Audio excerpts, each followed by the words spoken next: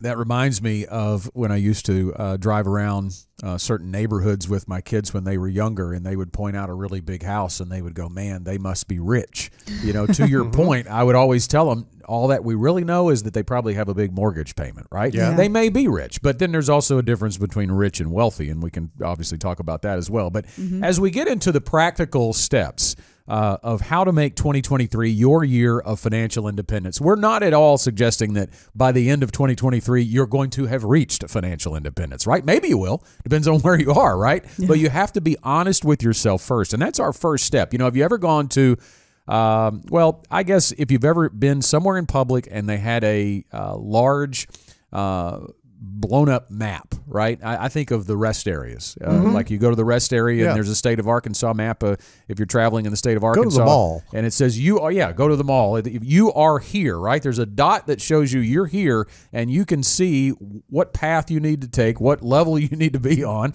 to get to where you want to go.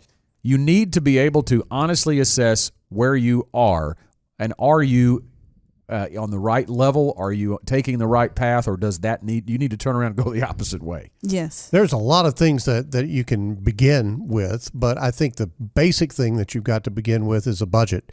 And I know most people don't even like the idea of living on a budget, and that's not something that we're promoting to restrict you as far as your spending is concerned or anything of that nature, but you have to know where your money's going. You have to know what was your income, what was your outgo, and where did that money go? And did you direct it in the way that you wanted it directed? Or did you get caught up in something and spend that money on something that you did not intend? Teresa, I think that's where a lot of people really get off track on this money thing, is they want the freedom of being able to spend their money like they want to, but they don't want the discipline that actually is required to do a budget. Yes, we need that instant gratification sometime. And even those who normally have a budget right now, you might find that needs to be adjusted quite a bit. This last year, we've seen some record inflation. So even if you're someone who has been consistently using a budget, it's time to reevaluate your spending. Make sure that you were within that budget last year and make adjustments where needed so that you don't have those surprises in the coming year. The problem with any of this in terms of budgeting is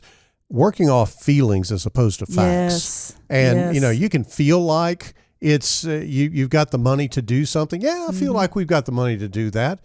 But until you look at the budget and really evaluate that, you don't really know. You're working off of a supposition. You're working off of emotion, really, and not necessarily something that you can go back and go, yes, indeed, we do have the money because we're not spending at this level in this particular line item in the budget. So that does free up some money, as opposed to, we really do want to do that. And we'll make it work. To heck with the budget. That's what happens with most people. I think it's important that we talk about this all the time, but it is so important to say that cash flow is king when it comes to your ability to reach financial independence. And it's very basic. You have to be able to have enough margin in your life. In other words, your income has to exceed your expenses by enough that you can save and invest and have your own income stream. That is what financial independence is. You've got to replace your paycheck, right? At least on some levels.